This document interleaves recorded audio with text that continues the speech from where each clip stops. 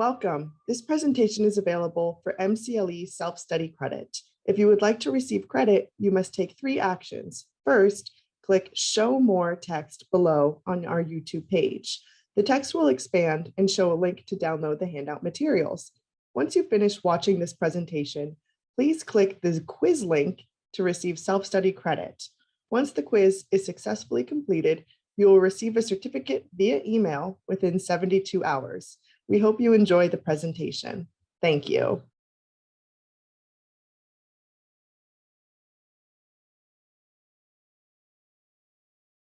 Now, without any further ado, I would love to introduce our program and speakers today. This section of the presentation is entitled Wait, Do I Do That? Examining the impact of bias on the legal profession and taking action to recognize and address implicit bias. Our speakers today are Peter Smith and Phyllis Cheng. Beginning with Peter. Peter is an accomplished mediator, arbitrator, and referee with broad experience resolving disputes in the areas of business, construction, real estate, land use, employment terminations, and corporate governance. Prior to joining ADR Services, Inc., Peter had an accomplished 35-year career as a litigator and trial lawyer, including deputy district attorney for the County of Alameda. In addition to his broad experience as a litigator, Peter brings a unique perspective as a neutral, having served as a leader in various community development organizations, including 5 years in the Oakland Planning Commission. As 2-term chair of the commission, it was paramount that he demonstrated his ability to understand all sides of a particular issue and hear all points of view, while also identifying the key issues in the dispute. As a neutral, Peter draws upon the same skills to successfully resolve disputes, including thoroughly understanding all sides, actively listening to the parties, making well-reasoned proposals and decisions, and articulating the rationale behind a decision. Thank you so much for joining us today, Peter. Our other speaker this afternoon will be Phyllis Cheng. Phyllis has excelled at every stage of her career. For nearly 7 years, Phyllis was director of the Department of Fair Employment and Housing, the DFEH, and the largest state civil rights agency in the United States, which I understand recently changed their name. As the director, Phyllis oversaw 6- and 7-figure settlements, including the largest settlement in DFEH history. She was also a senior appellate court attorney, a deputy attorney general with the Civil Rights Enforcement Section of the California Department of Justice, a partner with DLA Piper's employment practice, and a 2-term commissioner and vice chair for the Fair Employment and Housing Commission. Recognized in 2012 as the Ronald M. George Public Lawyer of the Year, Phyllis brings her unwavering work ethic and extensive experience to her dispute resolution practice.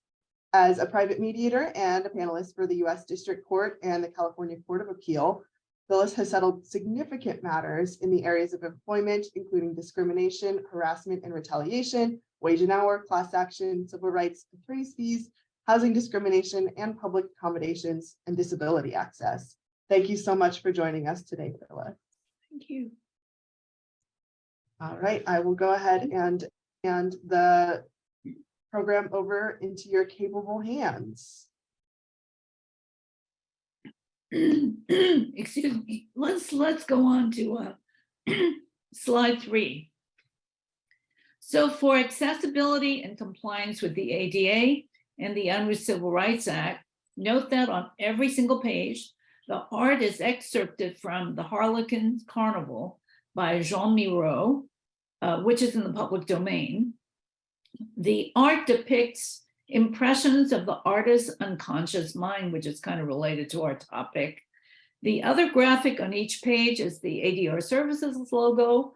All other graphics are from the ABA, American Bar Association, and label for anyone with visual disability. So the objective of the course is stated under State Bar Rule 2.72 to understand what implicit bias means and how it may influence our decisions, to understand what being implicitly biased does not necessarily mean, that we act in explicitly biased ways, to learn to recognize some behaviors that may suggest bias or differential treatment, and finally to learn some techniques that can help de-bias perceptions and improve interactions. Next slide. We incorporate both the State Bar Rule 2.72 as well as training materials from the ABA criminal justice sections, building community trust.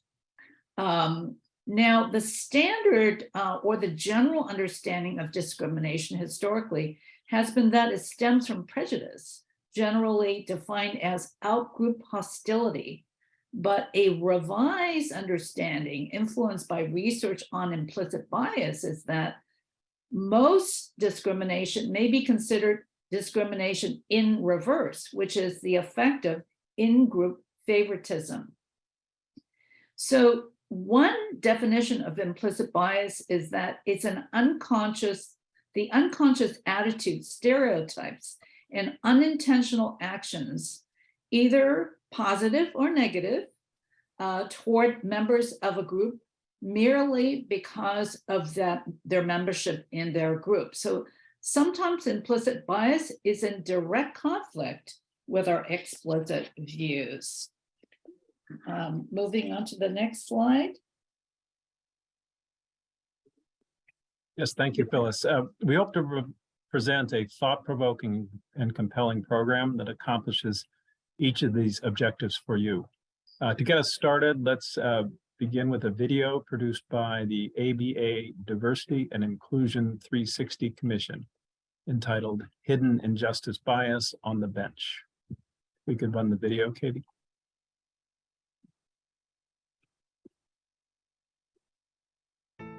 Justice is not blind. People begin their judgment even before they start to think about an individual case. 85% of Americans say that they have no biases, but that's not true. This is not about people being bad. This is about the brain is looking for what goes together. We have a system that, in fact, does not produce a fair outcome. The more Afrocentric features a defendant has, the longer the sentence will be.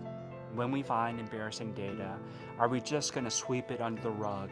Or are we going to say, you know what, those are embarrassing facts, but we can do better?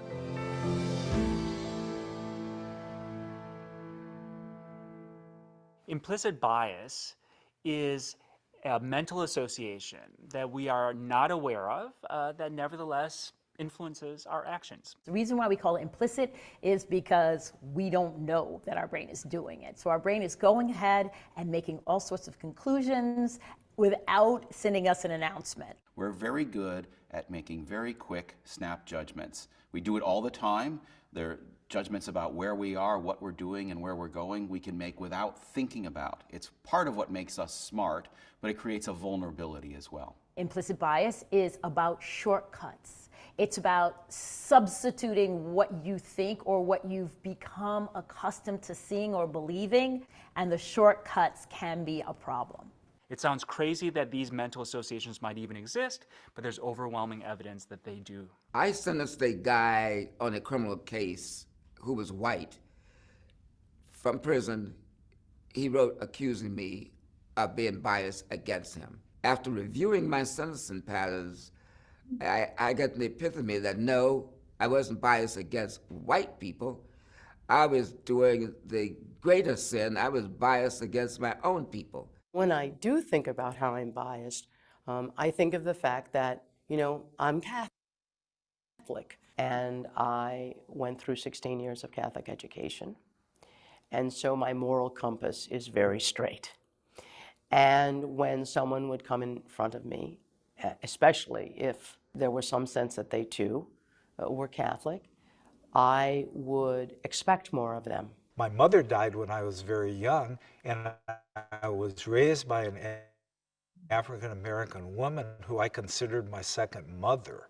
And in my civil rights private practice, I mostly represented African Americans. So when I took the Harvard Implicit Association test, I was shocked to find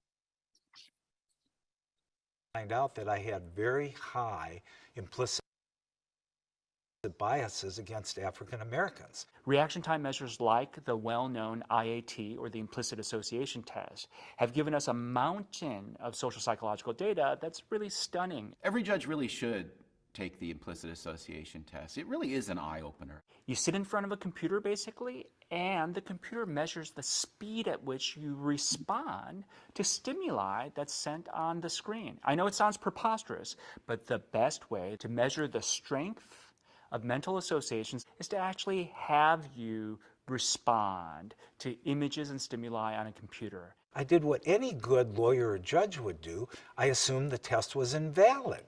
So I proceeded to spend hours and hours and hours researching the origin of the implicit association test and all the social scientists who have studied it.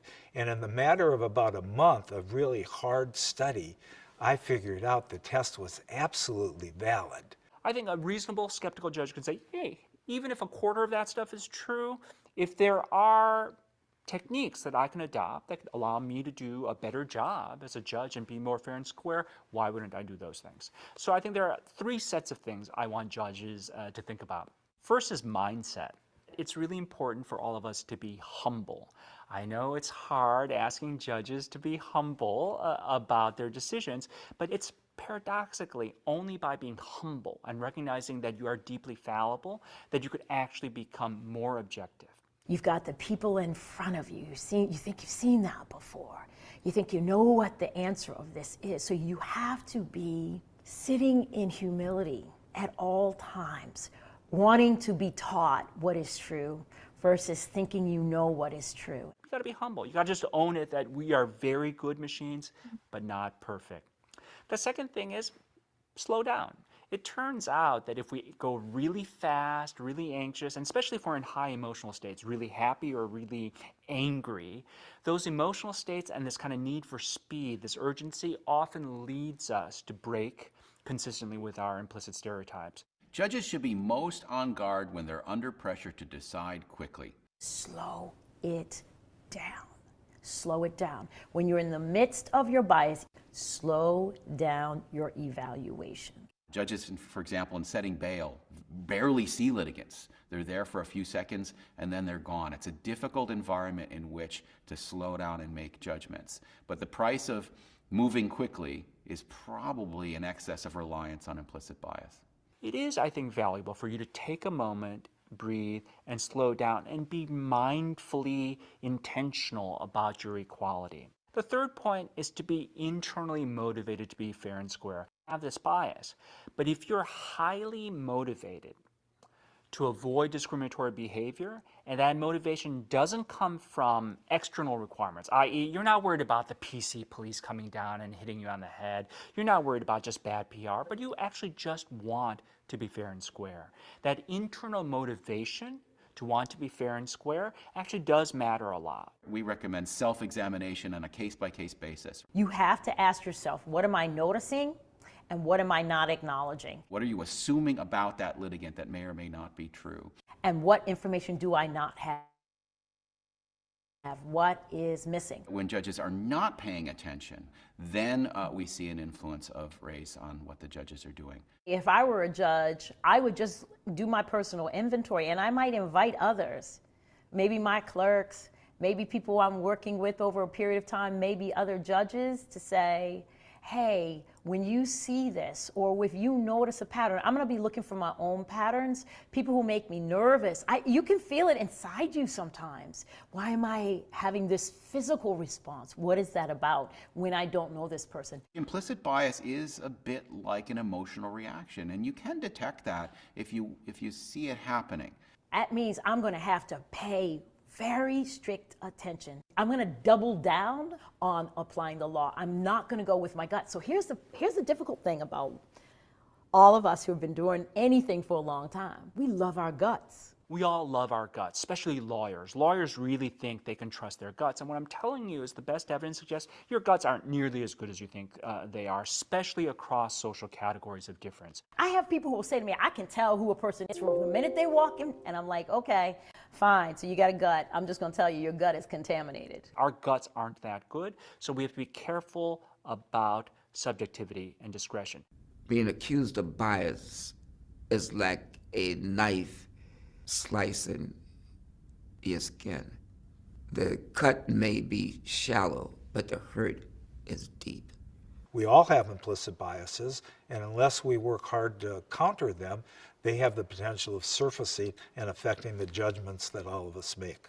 You have to be open to taking in and learning new information and processing that information and digging deeper, because the challenges of judging and the challenges of allowing justice to occur in front of you can only be accomplished if you're able to look deep inside yourself. I'm always considering the effect that my implicit biases might have on everything that I do. So I'm constantly running a mental checklist. Could this be due to an implicit bias? Am I relying on a gut instinct, some subjective feeling, some stereotype, some bias that I may have had, or am I looking at it as objectively as humanly possible for me? I think it's most important with implicit bias to know yourself.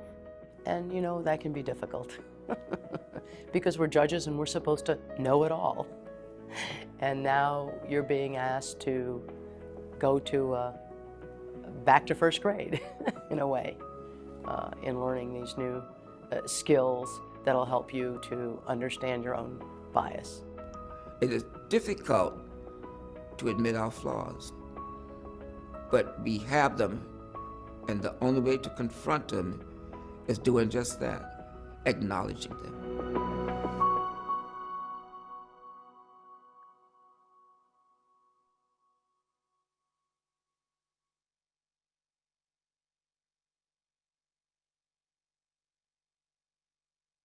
Powerful video, Peter.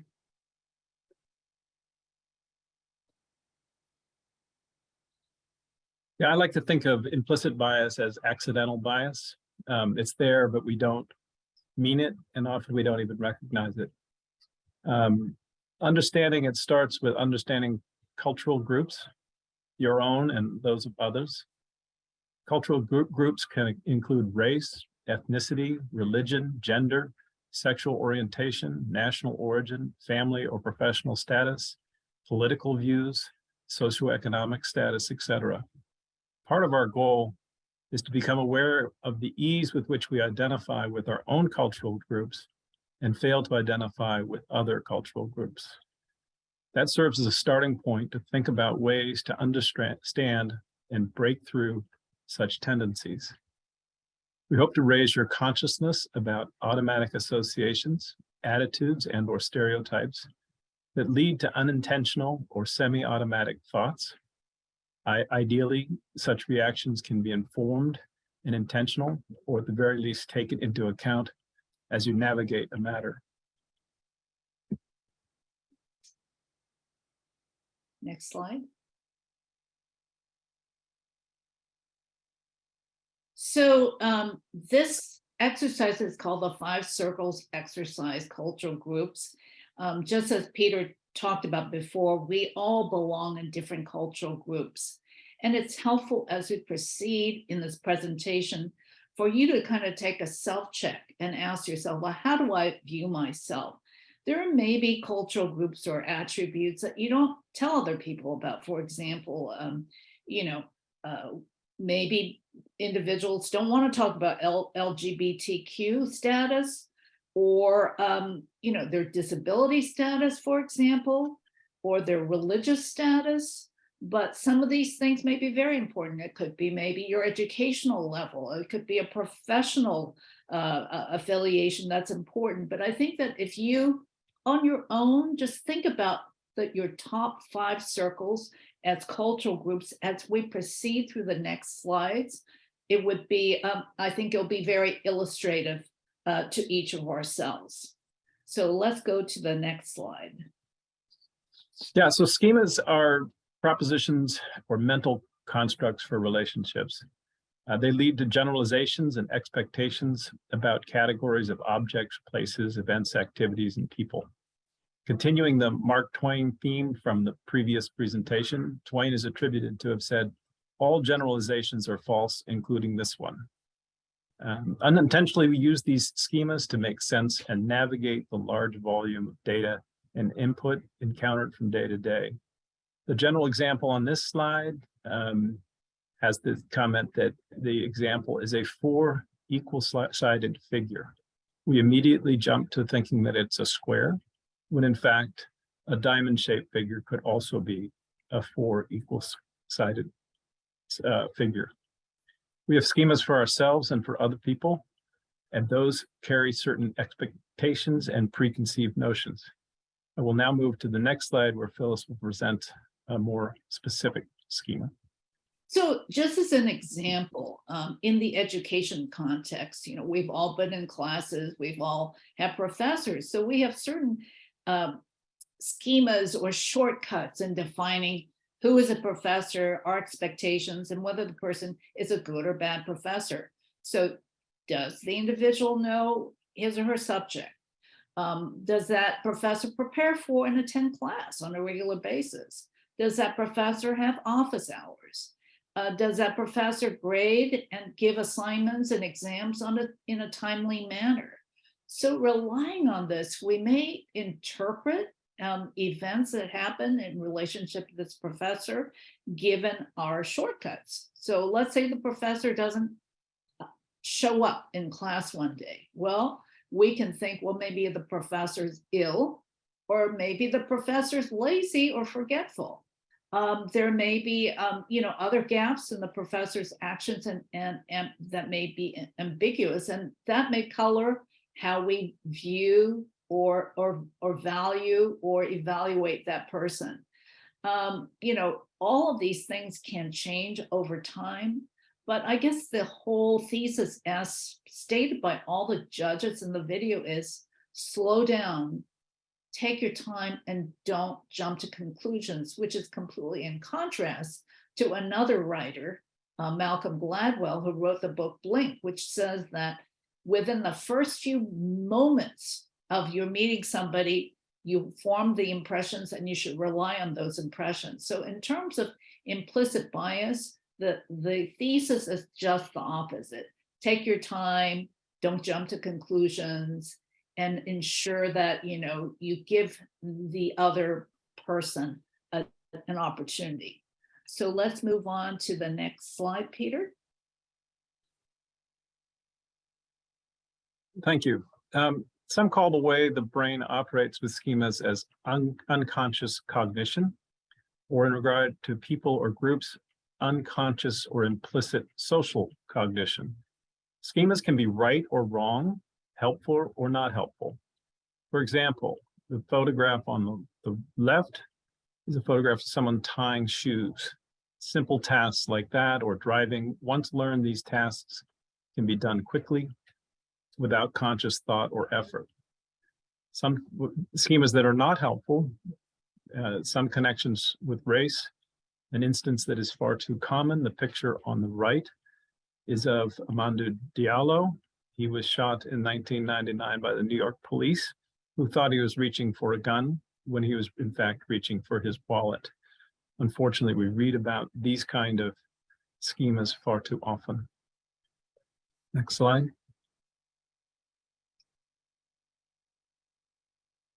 So this slide relates back to the previous slides on schemas and connects to other slides we're going to be talking about as well. So social categories, where do they come from? Where do these stereotypes come from? We develop our general social categories from many sources, including here, we talk about parents, families, and general makeup. They really lay the foundation of a lot of our worldviews, friends and peers, school, just watching the media, watching the news, social media, etc. We can have our own direct or vicarious experiences, and we can have positive or negative associations from all of these things. Now, looking at these pictures, I actually went and annotated these pictures. And when Peter and I talked about them, we thought, well, it looks like the first picture is of an African-American man. The second picture appears to be either a white or Latina woman. And the third appears to be an older white woman. But then we said, wait a minute, How do you know that? How do we know that the middle picture isn't that of a man?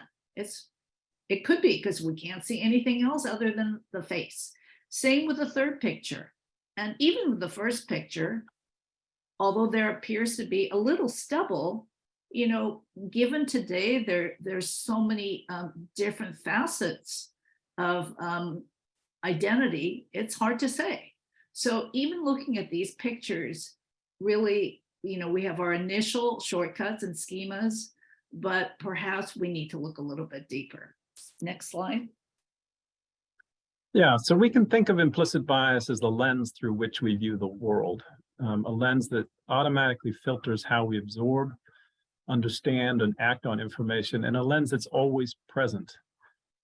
These implicit and sometimes ingrained social categorizations or biases can be deeply held, even by those who are passionately committed to equality and civil rights. To quote the Reverend Jesse Jackson, "There is nothing more painful to me at this stage in my life than to walk down the street and hear footsteps and start thinking about robbery, then look around and see someone white and feel relieved." Implicit bias does not necessarily lead to explicitly biased decisions or behaviors, but they may predict discriminatory, nonverbal, subtle behaviors, such as choosing to sit further away from someone, cutting an interview short, or dismissing an opinion or positions. Such behaviors, even though minor and subtle, can be interpreted as biased. Next slide.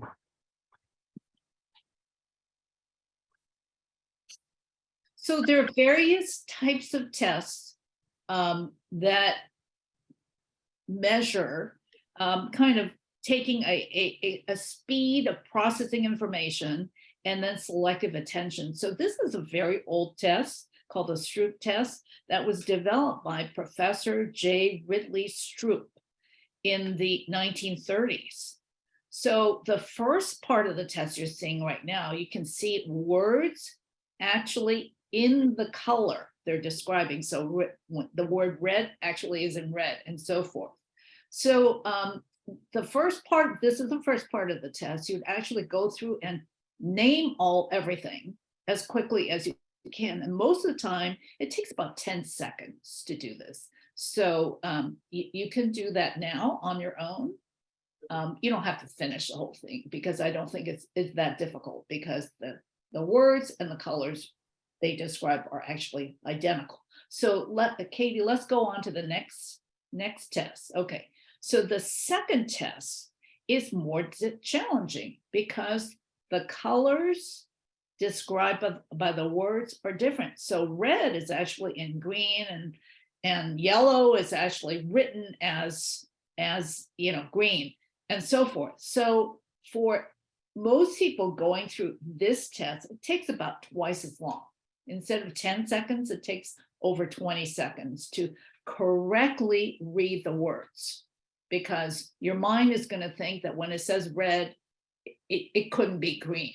So you have a kind of a double take. But this is the same kind of thing that happens in more recent tests that we're going to be telling you about in terms of implicit bias. Next slide. Yeah, so remember that by definition, implicit biases are those that we carry without awareness or conscious direction.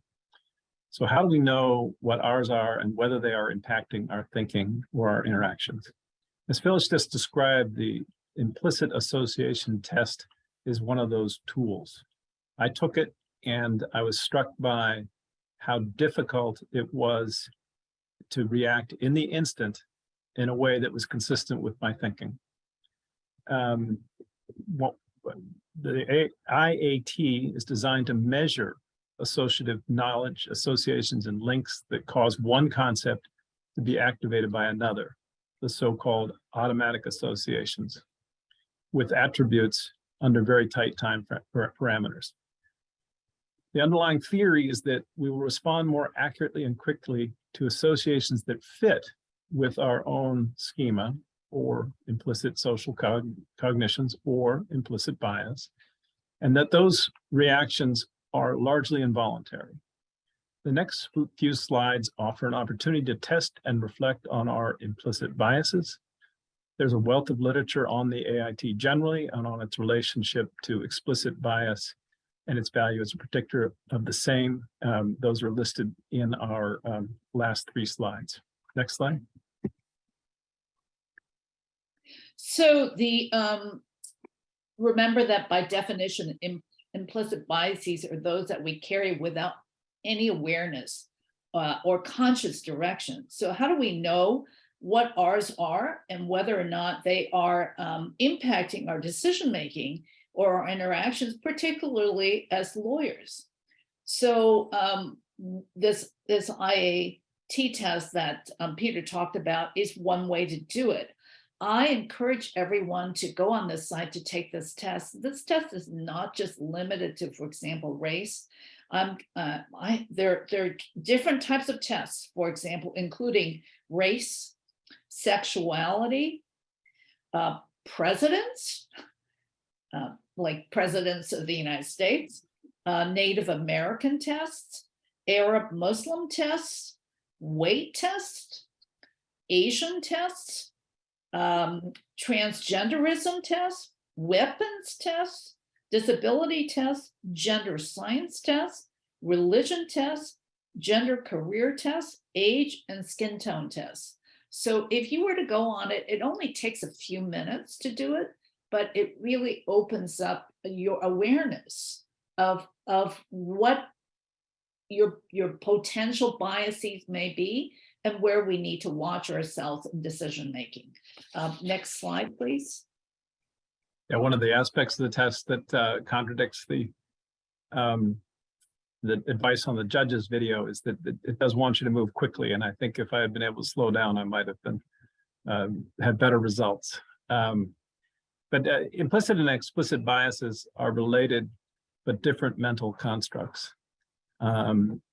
Unconscious or accidental bias is harder to identify and therefore harder to correct. At a minimum, the IAT tells us that we have possible implicit bias and instructs us to be mindful of those applications and to be purposeful in addressing that bias. Next slide.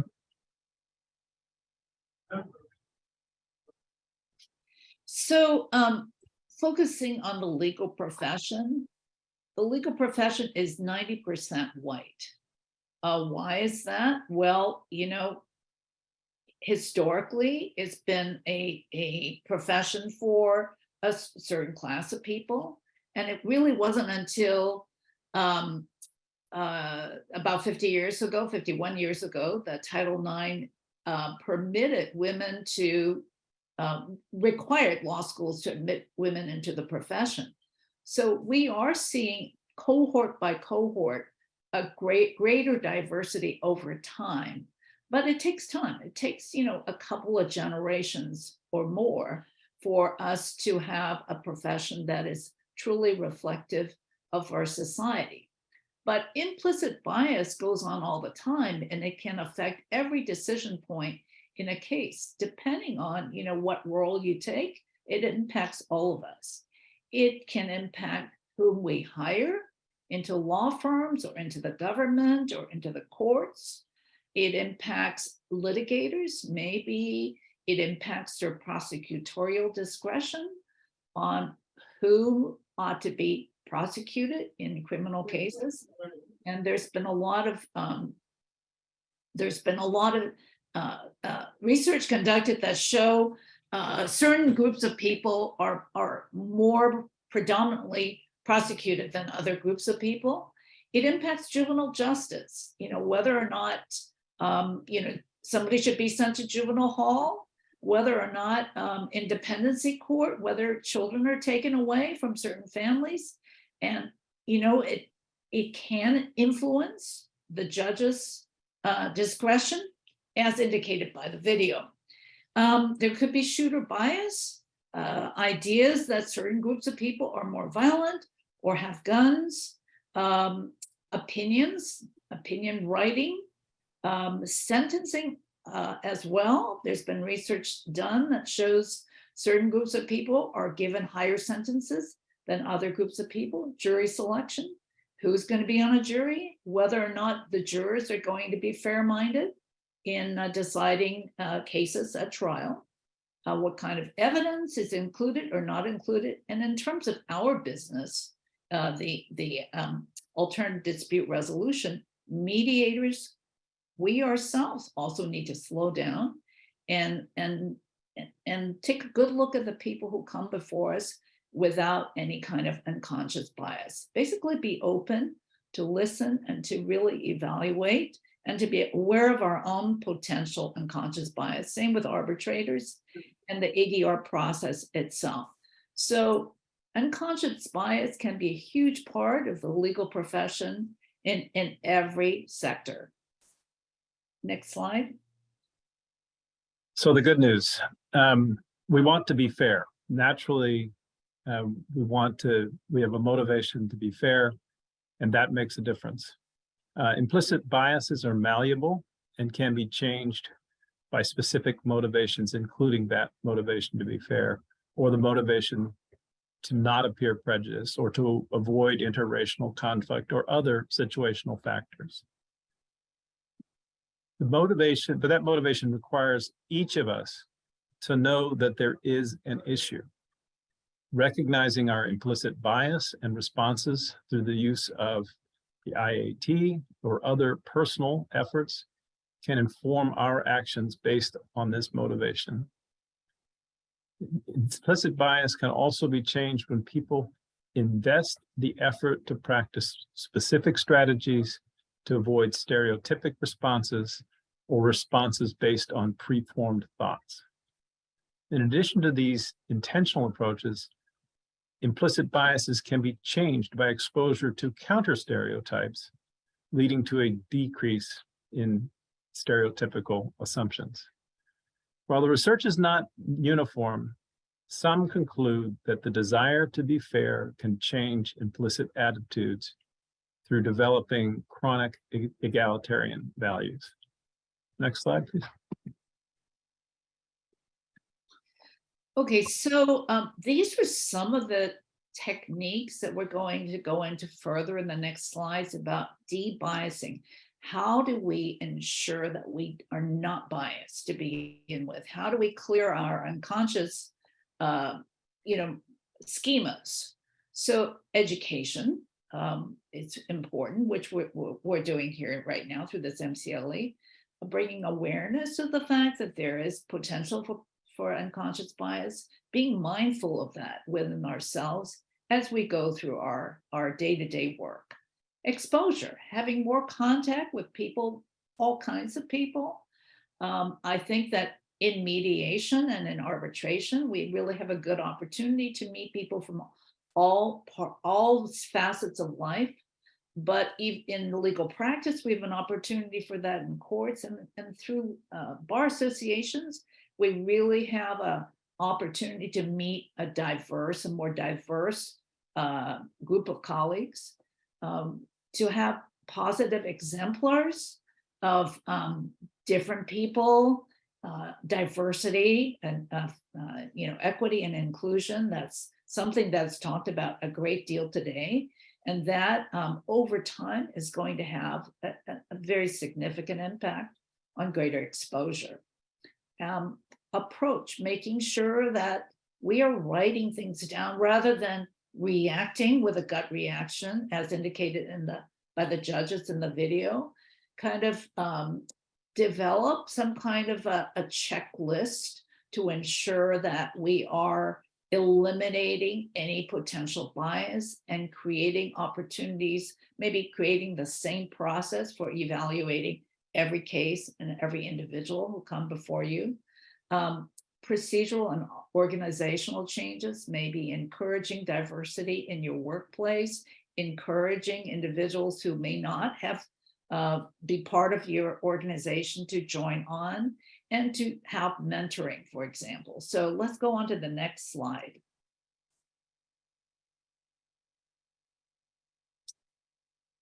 Yeah, so as Phyllis has suggested, the first step is becoming aware.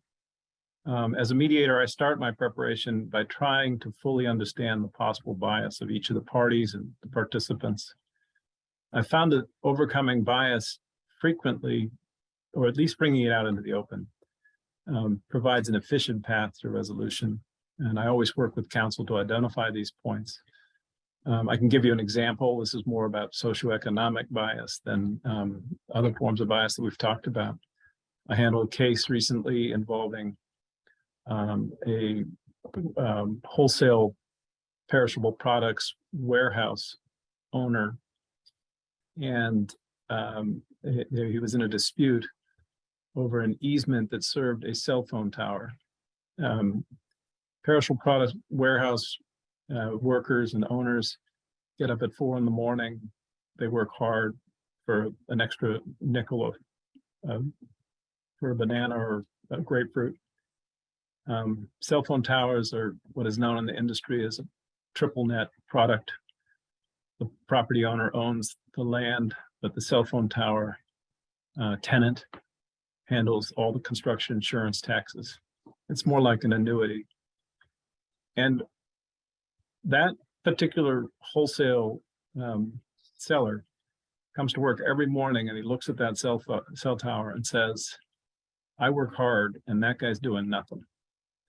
And by working with the wholesaler and getting him to first to understand that I understood what his business was about, and later for him to understand how different the real estate product was in a cell phone tower, we were able to get to a resolution very quickly. Otherwise, they were really operating in different ballparks. And I found that, and I find that repeatedly, that by really trying to understand what's bugging this person is a way to get to a resolution efficiently and frankly, where the parties are satisfied rather than just bargaining.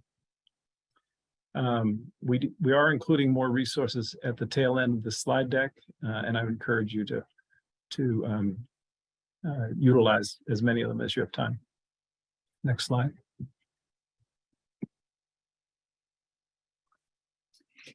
Exposure. Exposure is critical in eliminating unconscious bias. Here's a photograph, for example, of, and it looks like a military recruiter. It might be a woman recruiter in uniform, recruiting potential recruits. So, being out there and encouraging participation for anybody who has not been part of the organization is critical. One thing that I've noticed with mediations is that many times there are individuals who need to have some kind of an accommodation, whether or not it's a language accommodation or some kind of translation accommodation or disability accommodation. If you are a mediator through the courts, the U.S. District Court, Central District of California, for example, provides excellent accommodations for people with disabilities, for example, who have hearing disabilities. So there are cases in which through that, it does take extra time to do all that, but there was a case in which we had a real-time translation for an attorney who actually was hard of hearing. And then we had a different kind of accommodation, which was American Sign Language through the courts for a party who needed to have that kind of translation. And I have to say that taking that extra step and being aware that this might be needed really made a difference. And all of these cases in which we took the extra step to accommodate and eliminating bias and the strangeness of not being able to perhaps communicate with somebody the normal way that you normally do it, that really made a huge difference, and all of those cases were settled. Next slide.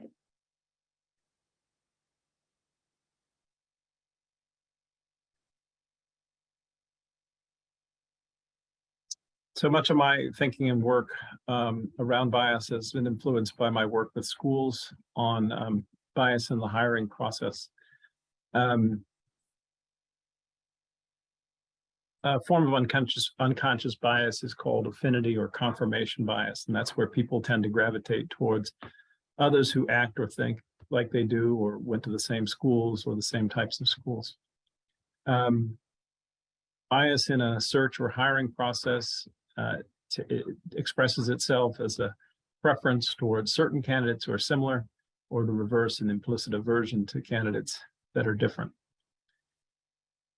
Implicit bias can influence a search process in a number of ways, most notably by reducing the size and diversity of candidate pools, and in introducing unconscious discrimination into the school's recruitment activity. School leadership end up lacking diversity, and that's all forms of diversity, whether it's racial, political,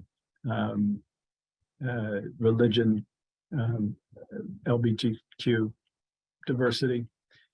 And this results in a tangible negative aspect of students, particularly if the student body is diverse. It also works to diminish the breadth of experience that school can deliver to its students. Over time, this kind of bias also leads to insular rather than expansive thinking and teaching. And this means that a school or education that does not address, educational institution that does not address unconscious bias will suffer from narrow and insular exposure to a limited number of ideas and influences. This serves to prevent students from having a truly inclusive experience that prepares them for the outside world.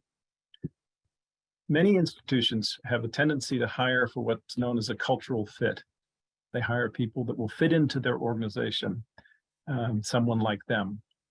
I prefer to think of institutions hiring for a cultural ad, even as their constituents, students, clients, or customers become more diverse.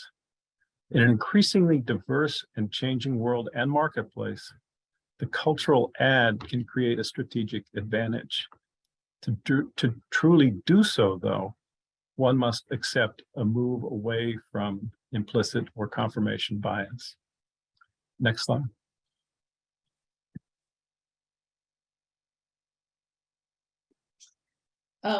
Again, the underlying message is here is a stare, not blink. That means take time to look at and the situation, to look at the individuals you're working with, rather than having, kind of a knee-jerk reaction and using blink. Use checklists. Make sure that you have gone through the same process that you develop for everybody else. Treat everybody the same way.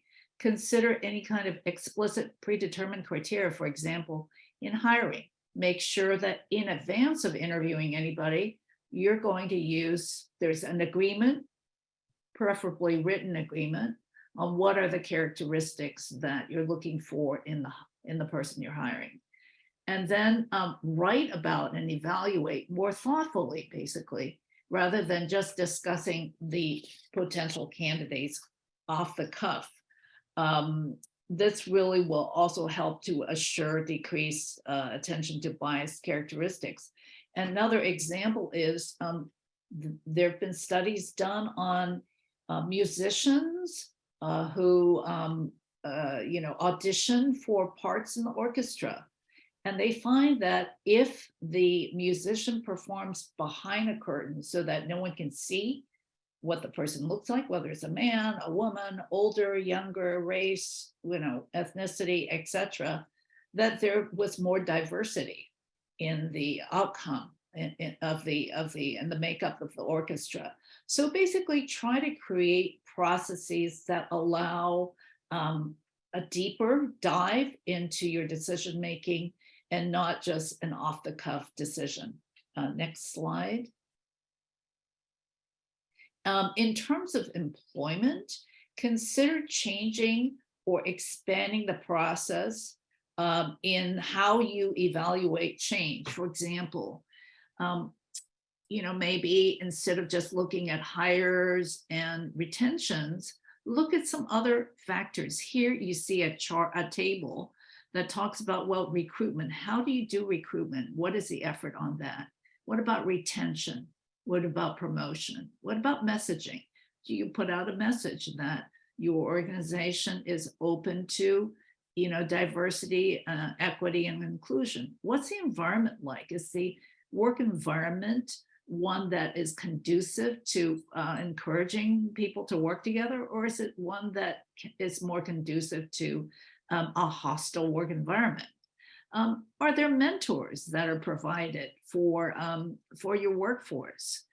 Things like that. So basically keep on ensuring that there's self-accountability and measure it over time. Here you see a chart that talks about what happened last year, 2022, and what's already happening in 2023. We're barely into the year. But anyway, developing processes and procedures like that can go a long way in ensuring a change process. Next slide. Also, there may be small messages that can make a difference. Many people call this microaggression. So for example, at our nation's capital, these are some of the statues. More recently added, we have these suffragettes on the first picture on the left. The second photograph is of George Washington, the founder of the country. The third picture is that of President James Garfield, who was assassinated, one of the first presidents after Reconstruction. The next one is Abraham Lincoln, who of course is the father of modern civil rights in America, and who ended slavery. And then finally, there's a statue of Sir William Young, who was apparently a colonial slave owner. So these types of images do make a difference in whether or not an institution is affirming or is inequitable on unconscious bias. I personally think that some of this is historical, and you cannot always look at everything in today's eyes to when it's in the past, but we should make every effort to be aware of how some individuals can look at this and what that communicates about your institution to others who may not have been included in the past. Okay, let's go on to the next slide.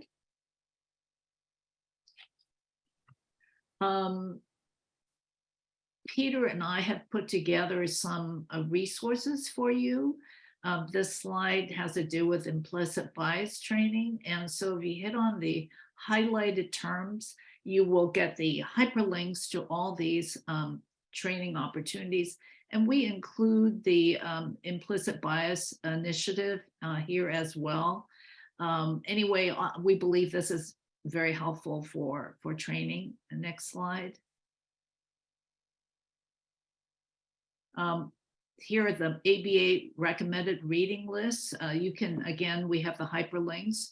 There are also two kind of popular books that might be helpful: Blink by Malcolm Gladwell and The Hidden Brain by Shankara Vedantam. And finally, one more resource slide, which is on implicit bias scholastic research. In case you are interested in finding about research, this is also a wealth of information. Peter, do you want to? Yeah, I just add some closing thoughts of mine. Implicit bias is right there hiding in plain sight. It takes time and effort and courage to bring it forward. In addition to our inherent desire to be fair, as attorneys and neutrals, we strive to know all relevant facts, important facts, or applicable law. When we don't see or recognize the implicit bias, we are not fully informed. And our desires for competence and fairness compels us not just to understand the implicit bias, but also in ways large and small, to address the underlying inequities resulting from such bias.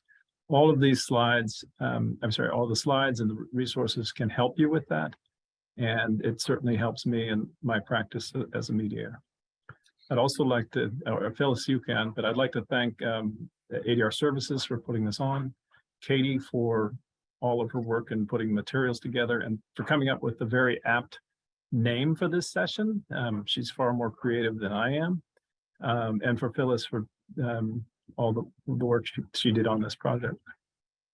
Well, thank you. I endorse all of your thanks and gratitude to ADR Services, to Katie, to everybody who's worked on this. I also want to add one more thing, even though this is not the subject of implicit bias, but more elimination of bias, should be aware that in California, under the Unruh Civil Rights Act, Civil Code 51, the bias categories include sex, race, color, religion, ancestry, national origin, disability, medical condition, gender information, marital status, sexual orientation, citizenship, primary language, immigration status, and by various court opinions under the Unruh Act, arbitrary characteristics. So just bear that in mind. Thank you. We do have a couple of moments left before our time is up. I wanted to ask you a couple of questions. First off, why do you think the State Bar added this requirement beyond the existing elimination of bias? What do you think makes it specifically timely? Well, the State Bar has a commission called the Commission on Access and Fairness, which I was a member of many years ago. And I believe the recommendation came from them. This commission is designed to ensure there's fairness and equity in the legal profession and to make sure that there's more diversity on the bench as well. Mm-hmm. Yeah, my response is simpler than that. I think this is one of those areas that we don't think we need to get better at, to be better attorneys and judges and people, but I firmly believe that it is, and it's an integral part. It's something that's very fixable, and it's also difficult to identify and therefore difficult to start to fix. So I actually applaud the State Bar, which I rarely do, but that's okay. And one final question, as mediators specifically, how do you navigate implicit bias, either your own or that of the underlying clients or opposing counsel in a mediation? How do you navigate, the concerns of implicit bias when you're working to resolve a case? I'll go first, Phyllis. Bias is a loaded word for a lot of people. I tend to wait for the right point to raise it. I tend to raise it in issues in ways that do not turn people off, and that's just part of what a mediator does. You don't necessarily say what comes first to mind about any topic, and I think, but I do think it needs to come up at some point. In particular, the one times that I raise it early is when I think it could create an affinity with someone that otherwise wouldn't feel an affinity for me. But usually I wait, and it takes time and patience and a better understanding of the people. Well, what I think good mediators do, and I'm sure you do that as well, Peter, is we try to read people and we try to understand what motivated this action in the first place. So and try to kind of diffuse that. So recently in a case in which there was a Vietnamese American worker who was terminated, even though he agreed with the same facts, he felt that he was terminated because there was such disrespect. So after communicating with the defense, we were able to come up with ways of demonstrating that they respected him, his culture, his identity, his contributions to the company, and through a variety of messages that was conveyed, and the case settled. Great. Great. Thank you both for answering those final questions there. We are at time. Thank you very much for sharing your knowledge, your expertise, and engaging in this challenging and often daunting subject. ADR Services, Inc. has been your unwavering partner in alternative dispute resolution. But as the world changed, so did we. From virtual and hybrid hearings to our ongoing on-demand CLE program, ADR Services, Inc. continues to keep resolution and legal education at the forefront, woman-owned and operated from the start. There is someone for every situation. We are ADR Services, Inc.